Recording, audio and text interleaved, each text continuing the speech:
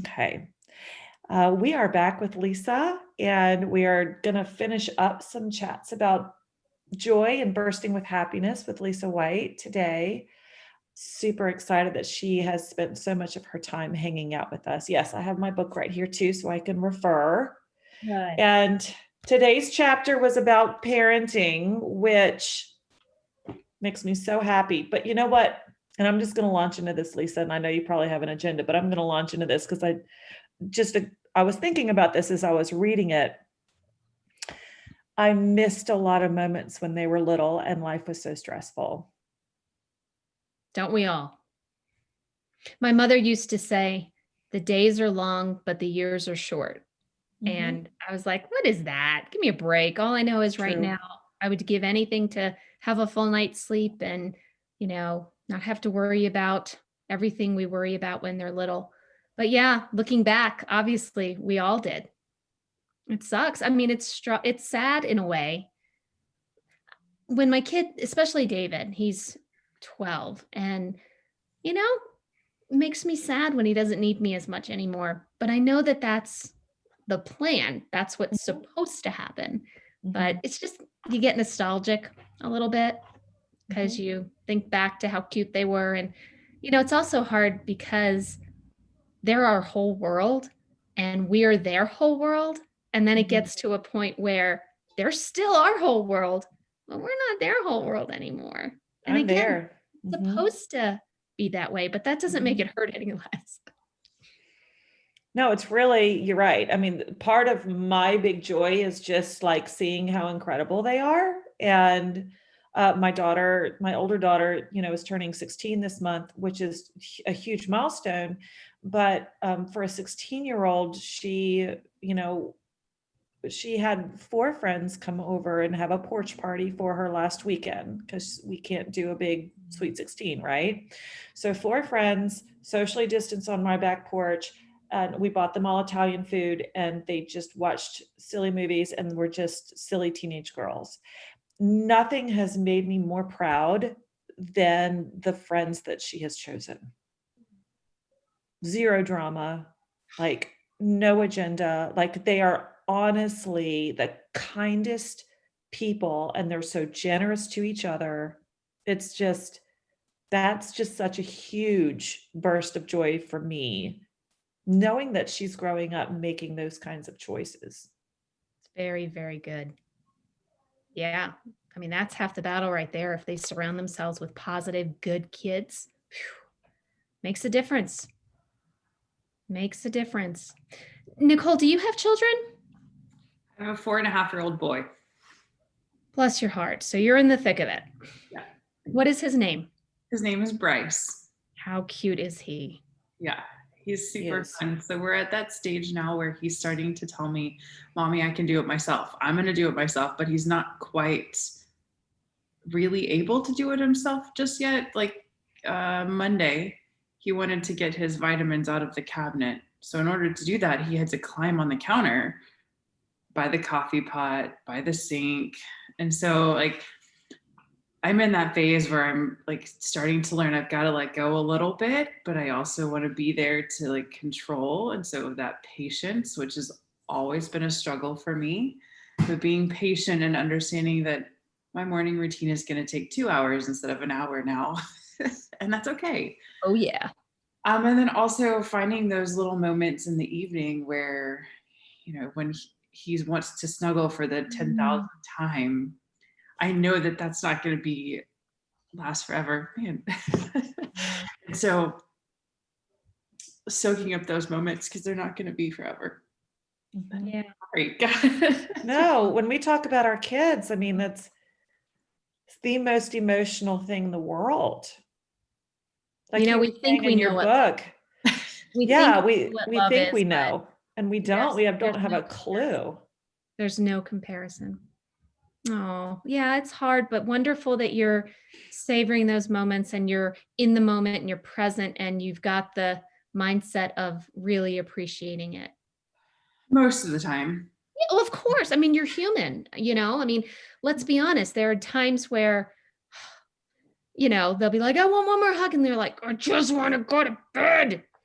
but that's, you're human. So hopefully you forgive yourself for those moments as well. Yeah, I remember those days. I do. And I remember bargaining with my kids for them to actually go to bed and stay in bed. And how annoyed I would get, but now I'm like, they were really smart and it was really cute and it's kind of funny. I mean, it's really entertaining because he'll come up with, and then he's gotten to where he'll stay in bed, which is great, but then he lays, Mommy, Mom, Mom, I need to ask you a question. Always. I need to tell you something, Mommy, which is super cute. But also after like the 30-minute stretch that has happened, it's a process, but I also am trying to be mindful of the fact that there's going to come a day that he is not going to want me anywhere close to his room. He's not going to want to talk to me. He's not going to want to hug me 20 times before bed. So I'm trying to be mindful of that and go, all right, it's just a short period of time.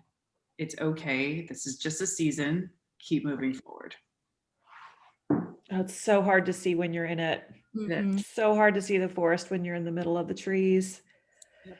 Oh yeah, perspective. Yeah. He's such a little darling. I just love looking at his pictures. He seems like the cutest little thing. He's quite a ham. I get my camera out to like snap a picture of a workout or what I'm doing, nutrition or something, and he goes, perfect. You get pictures. Because when they're older, they don't want to be in the pictures anymore. Right. Yeah, it's pretty fun. Right. Yeah, and from the parenting perspective, just looking at their kind hearts. I mean, the examples that I gave in the book where, David went over to this little girl who was struggling because they were at the bouncy house and he saw that she needed help. So he picked her up and put his arm around her and walked her back to her mom and then went back to bouncing. I was like, do you know the kid? And she's like, no. He's like, no. Well, I said, oh, who's that girl? Because I assumed they were with the party. And he said, oh, I don't know, but she looked like she needed her mom. So I helped her get there. And it's just so sad that we lose that. We lose that compassion and that empathy for other people. And in some cases, I understand it. I mean, some people can be real jerks and not be the kind of people who deserve to be escorted to their mothers. But most people aren't. Most people are good. And I firmly believe that we'll help another human when they need it. But it's that instinct, that reactive just behavior that is within them to do that compassion. I love it. Yeah, they came that way. Yeah, they did. And they're really here to teach us. So I agree. That's it's been my philosophy anyway. Absolutely. My younger one has a core value of kindness, and she even ends her YouTube videos with be kind to everyone no matter what. Like that's her whole motto. That's her theme for life. And she honestly is somebody can be a stinker and she's just going to be kind. Even if she has to be kind from over here, she's still going to be kind. Wow. That's beautiful. I love that. I think it's also a reflection of your parenting too. They don't just, that's also it's partially a learned behavior too.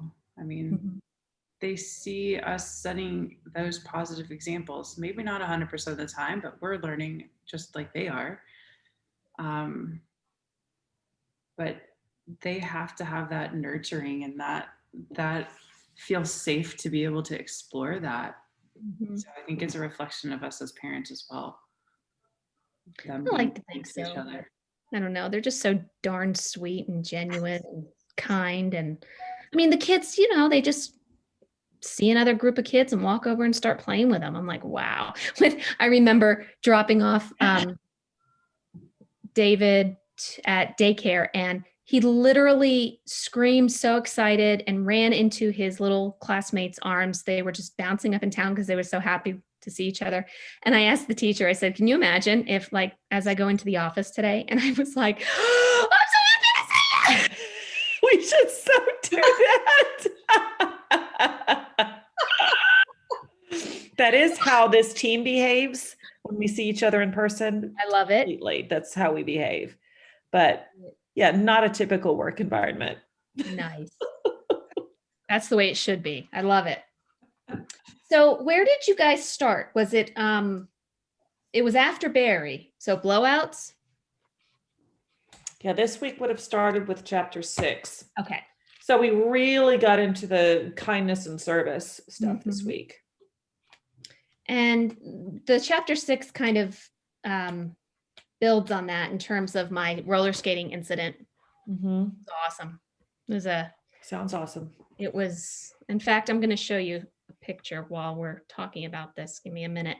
So yeah, I mean, literally I fell and I was so drunk. I had so much wine. I should not have put those skates on my feet. That's so perfect though. It was bad. It was bad. But I'm going to show you a picture from that evening.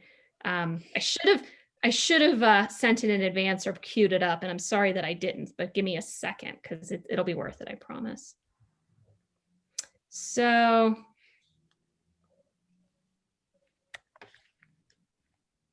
this was at the ER. And then this was my husband finding a lot of joy.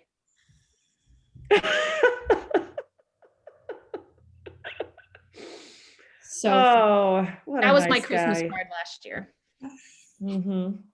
So funny. I mean, I was high as a kite because of all the drugs they gave me, but you know, it was one of those moments where I beat myself up to the point where I was like, could I be any more stupid? You know, and the best part was my mom watched the kids that night so that we could go out and do it.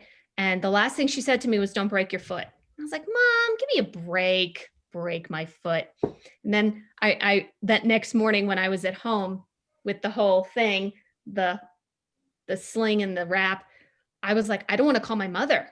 I do not want to call my mother. She is going to shame me. And she was right, you know? So yeah, that was a pain. It was literally a pain. And I'm a big baby when it comes to like surgeries and stuff. I don't like going under. It just freaks me out, the whole idea of it.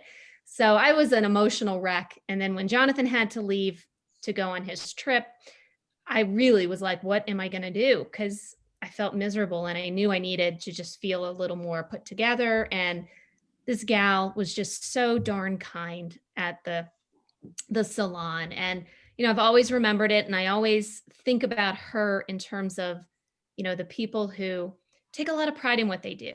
And especially now with the service industry. I mean, these essential workers at Target, at grocery store, I mean, these people are dealing with a lot and a lot of emotions and a lot of anger from a lot of people.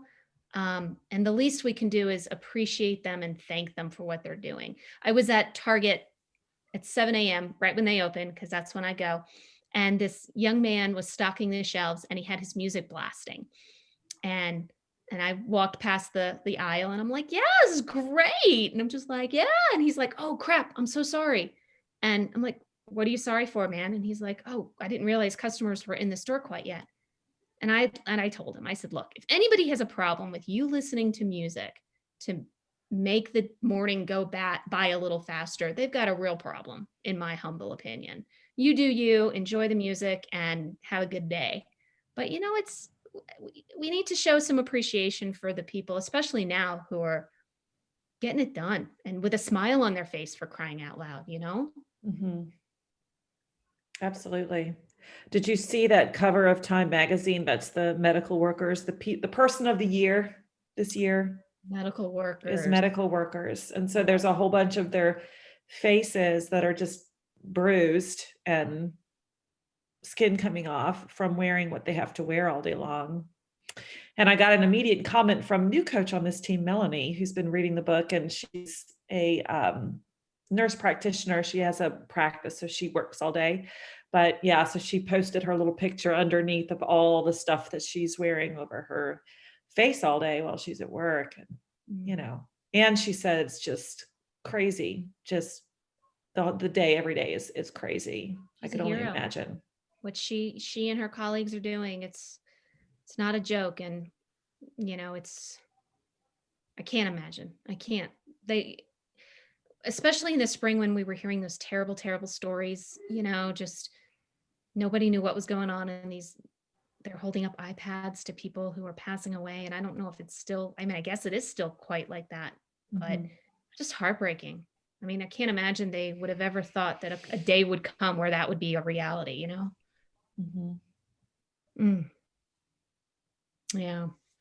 So that was my blowout story. And then as we move forward into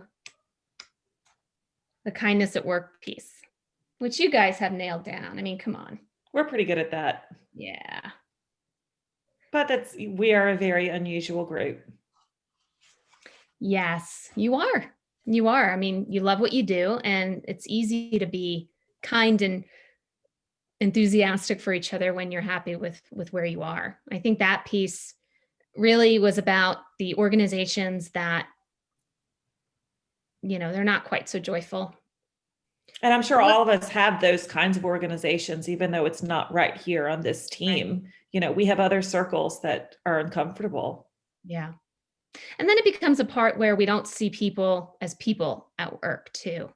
You know, we just see them as the HR director or the marketing coordinator or the executive director or the finance guy. You know, we don't think about these people as people.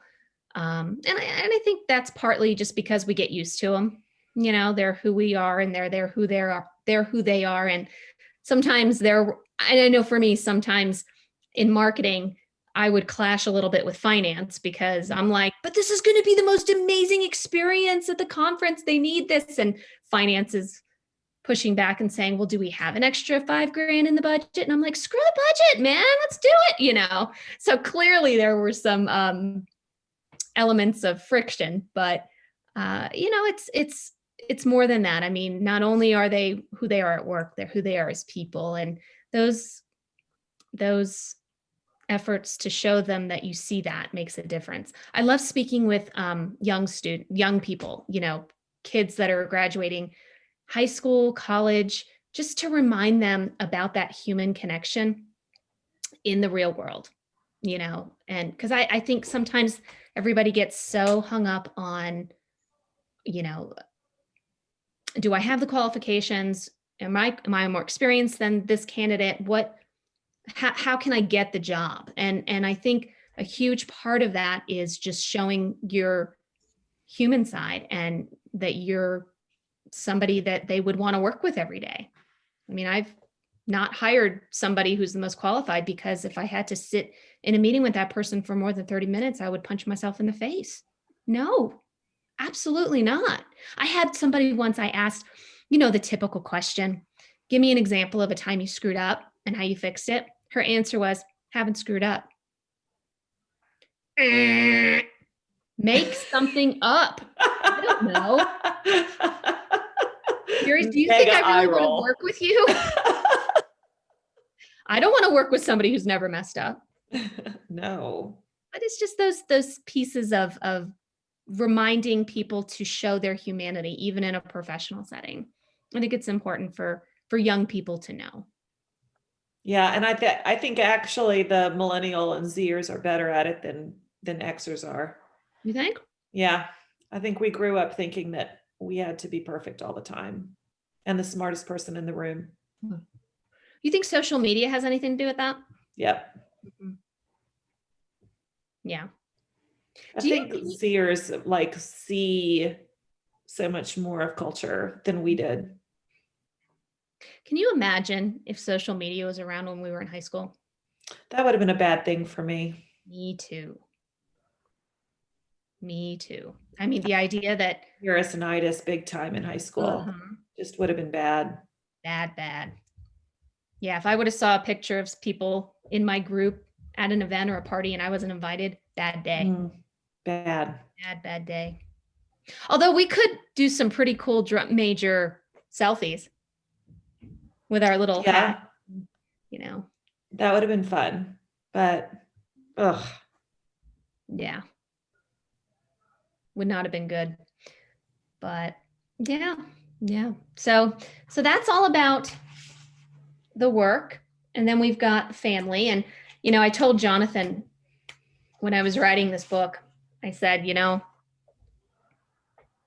if I go before you into the great beyond, I've pretty much secured the fact that women are going to be lined up down the block for a chance at you. Because he came off pretty darn well in this book.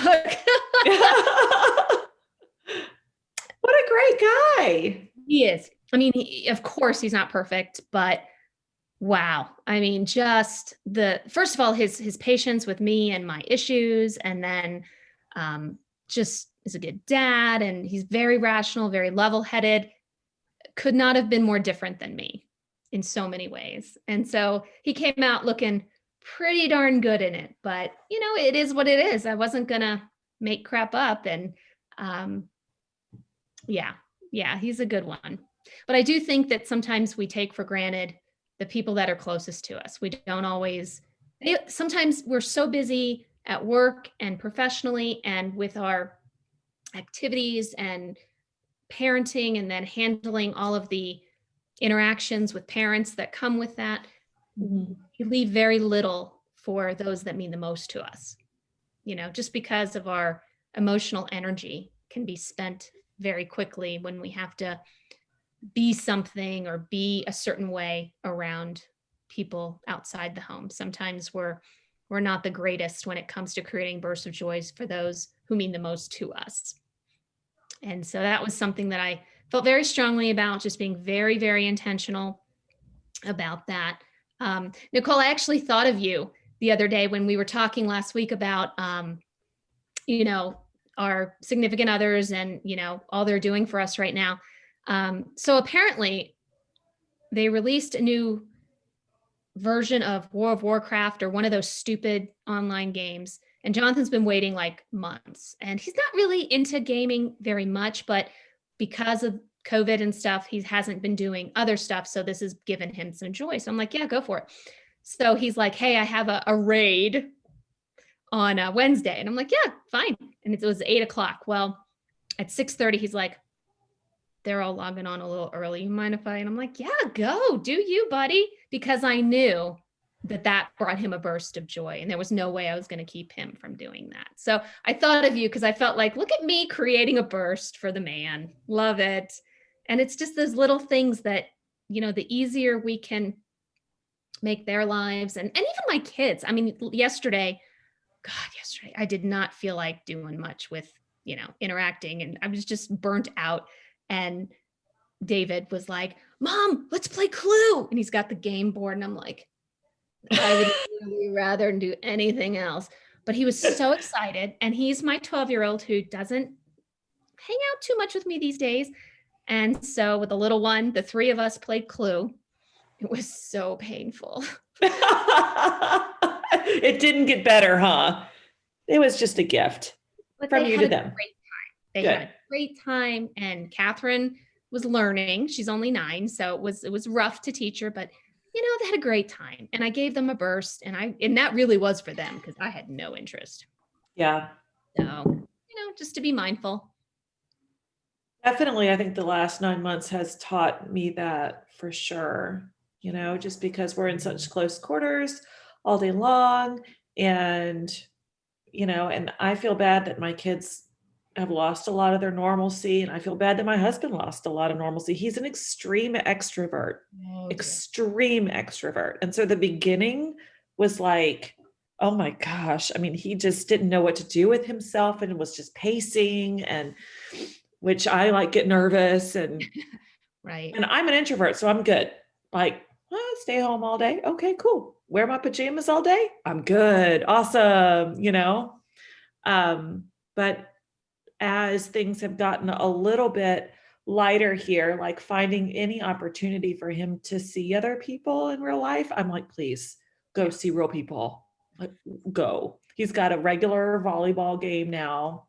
Nice. It's outside down the street and it's safe. Perfect. And yeah, I'm like, play as long as you want. Yeah. And my daughter's, walking dogs with friends or whatever. Yes, please. Anything. Yes. Yeah. Because that fills their soul. That's important to them. Mhm. Yeah, I love that. And just encouraging them to do it. Just knowing that that's going to put them in a positive space, even if it means. So Jonathan just left this morning for 5 days. He's doing an outdoor. He's a rock and ice climber, and so he's driving to Wyoming and going to meet a couple of people there, and they're going to do climbing. And a friend of mine was like, "He's really leaving for 5 days." I'm like, "It's fine." Because that's what he needs to recharge. And so, Mhm. it's all good. That's big though. That's 5 days.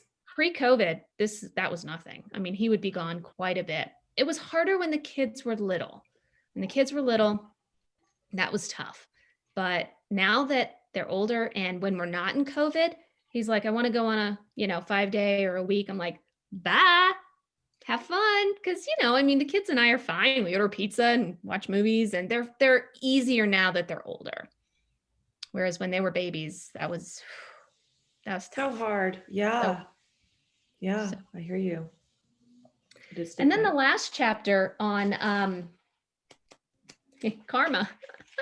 So I had someone edit my book and they advised that I not put that chapter in there. And I get what she was saying. She said, your whole book is about joy and kindness and building people up. And then you end it with a chapter where you're punishing somebody for something they did to you in 6th grade. And I felt very strongly. I can't wait to read this, Lisa. I bet this is someone I know. Is it someone I know? No, I don't think so. Oh, rats. Oh, you didn't read the last chapter? I'm not there yet. It's super short, but you'll appreciate it. But yeah, I was like, you know what? I've got to be honest, and I'm not perfect. And quite frankly, this person deserved what he got. And I didn't kill him or anything. I mean, come on, let's keep things in perspective here, lady. But I felt very strongly that it needed to go in there because it was a great story, first of all. And, sometimes we do have to trust the universe that they'll take care of a situation for us. And when they do, and when we know about it, it's awesome. And it's so out of character for me. So Yeah. it is a good chapter.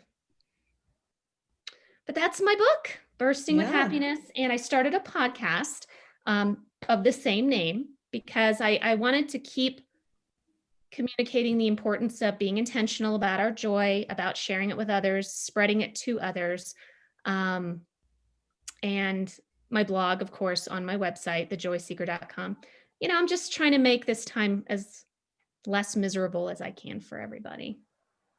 It's the most important work because I get into all like the energy stuff, but it's the highest level of vibrations that we have. And so from a vibrational standpoint, it does spread better because it's a higher vibration and it actually does have an impact on every part of our health, not just our mood, but it actually makes us healthier in our body and our spirit, our mental health, everything. So I think it's absolutely vital and something that I guess people are too quick to dismiss or too quick to think that it's fluffy or woo-woo but I mean, what do we have without joy and happiness? Yeah.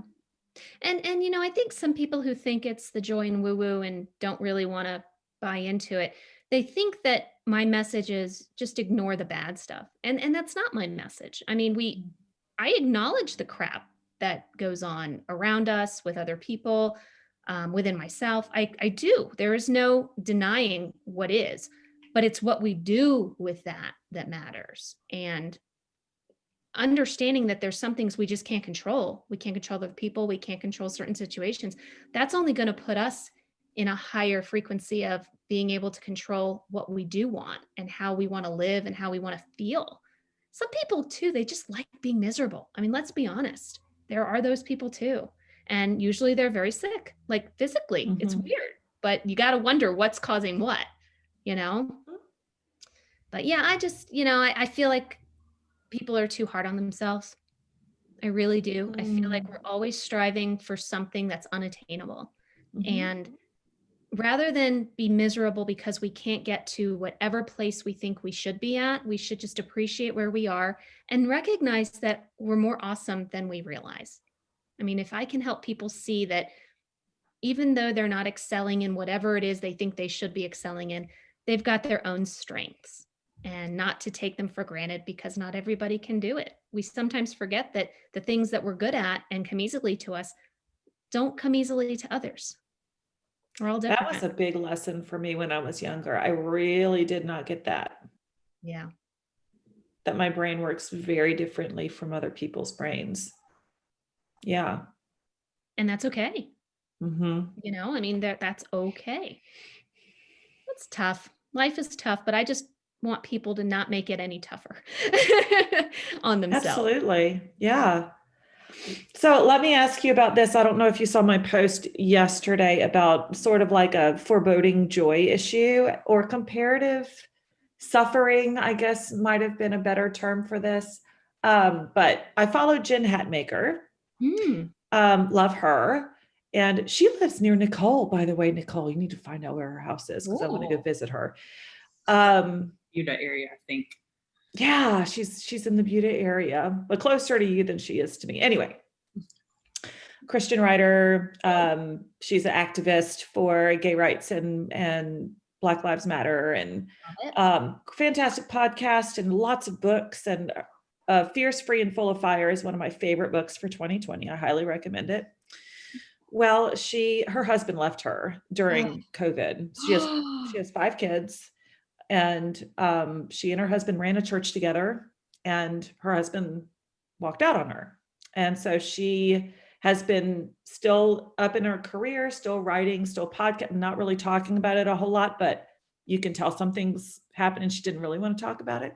Yeah. So the other day she posted a picture of her and her sisters being joyful together. Like they were doing like a little pajama party or something. And I should not have read the comments, but I accidentally read comments sometimes. And the first comment I see is, how dare you flaunt your joyful behavior right now when there are people that are suffering that you should be caring about. You should have more discernment in what you're sharing because people that you should be caring about are struggling in this right now. It hurt my heart so much to see that. Not so much for Jen Hatmaker, because I think she can handle herself, but for this person, because that was her approach to joy and happiness. So I'm wondering if you can weigh in on that kind of, like, if people have that kind of filter and how to approach that. Well, that's how that person, I mean, again, social media, we talked about last week too. That's a whole thing that's fraught with people commenting and saying things they would never say to somebody else. But I was actually talking to, I interviewed for my podcast, this gal who was diagnosed, I think it was with endometriosis, and she was an athlete and just very into physical activities and things like that. And when she got the diagnosis, she struggled and had to really make it intentional to create those moments of joy during times where what she really wanted to do was put the blanket over her head and hang out in her room and not leave because of what was going on in the negative situation she was in. And so she actually had to be intentional, and she had to remind herself that it's okay to want to feel joy during that difficult time. So the permission to have joy during the difficult time. She actually had to make that mental switch because everything in her said, this is awful. We don't want to be joyful right now. You shouldn't be joyful right now. But she fought back and said, no, I give myself permission to feel joyful right now because that's what's going to help me get through this dark time. And so I would imagine that Jen is doing the same thing, and good for her for doing that. And people like that person who commented, I mean, talk about self-absorbed and just who are you to judge somebody else for being joyful? I mean, are you kidding me? And if it bothers you that much, unfollow her and don't comment, you know. But the fact that Jen found some joy doesn't mean she doesn't care about other people, or the fact that she's not feeling compassion for those who are struggling. But we are responsible for our mental well-being. And if we're not going to incorporate those moments into our lives, into our mentality, especially when we're going through difficult times, then we're not any good for anybody. We've got to do what we can. But I love that. I think it's beautiful that she was able to find a moment to feel good and happy when her heart is probably breaking into a gazillion pieces. What a jerk. Oh. Yeah. Yeah, she kind of broke down in her podcast last week. I forget who she was talking to. She's trying to just get through the interview, and it was sad. Bless her heart. She's I human. know. She's human. And I'll bet her listeners are going to just rally around her and show her all sorts of love and support. And she's going to be fine. She's going to get through it. And she's going to be a beacon for others who are going to go through this too. Yeah, I think so. Because that's really, I mean, her mark is she'll show up at the gay parade, and she got in big trouble with her old Christian publisher because she's a gay rights activist and Christian. And that's how she sees Christianity, and her old Christian publisher did not. They dumped her like the next day. Wow. Good for her. Mm-hmm. Good for her. Wow. Yeah, I'll look her up. I don't know her, but I'll definitely start following her for sure. And that book sounds great. Yeah. So, any advice to us as we navigate the holiday season and moving into 2021 after such a hard year? It's gratitude. I think we'll all agree that we will never take anything for granted again. I know I won't. Yeah. I mean, there are so many things I think back to now that I wish I had enjoyed a little bit more. Mm-hmm. Like when we commit to going out with friends on a Friday night and all I want to do is put my pajamas on and go to bed because I'm tired. I can't imagine ever being unhappy about having to do that again at this point. Or, just being in a movie theater. I can't even imagine. Or going to see a concert, for crying out loud. Oh, I know. I miss I music. bet you miss the music, huh, Carrie? I do. Yeah. Yeah. It was just, the things we took for granted. I think that it's going to be a reminder that the things that we don't think much about can be taken away pretty quickly. And it's important to just enjoy being with other people and connecting with other people. I know for me, I've also become, if you could believe it or not, a little more empathetic toward others. The fact that we're all struggling now, it's been kind of a mind game a little bit in terms of seeing people even more on a human level than I had before. Just certain people in my life where I just thought they were not the greatest and not kind and not, as human as maybe they were. I've seen them in a different light just because of the struggles, the human connection that we're having together with the struggles that they're going through. It's created some more unity where there previously wasn't any. Yeah. So just enjoy life. Just have fun once we're able to do what we need to do and kids can get back to school and enjoy their lives again a little more. I mean, I'll tell you, I have been promising my kids to make up for this because I'm on the extreme side, obviously, of my caution. And I have promised them that when this is over, mommy is going to make it up to you. We are going to get to the point where you're going to be like, enough, mom, I'm tired. Enough. Disneyland again? Are you kidding? No. And it gives them something to look forward to too. But anytime they want sleepovers or friends over, heck yeah. You bring those people in this house, they can come and stay as long as they want. Nicole, thank you for joining us. I hope that this was helpful for you too. I know Carrie and I have this relationship that goes way back, but it was such a joy to meet you. Yes, you too.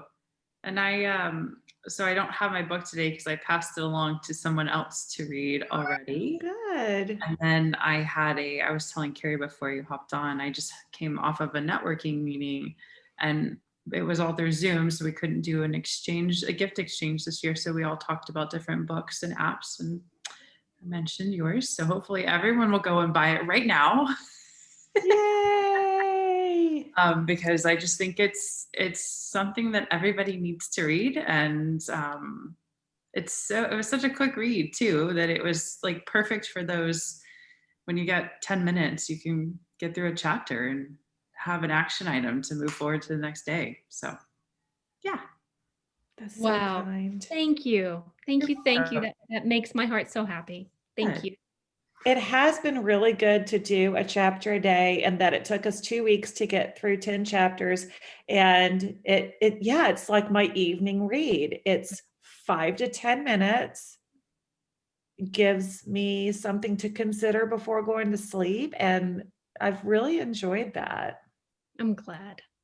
I intentionally wanted it to be a quick read. I didn't want it to be intimidating to people or to feel, like a chore.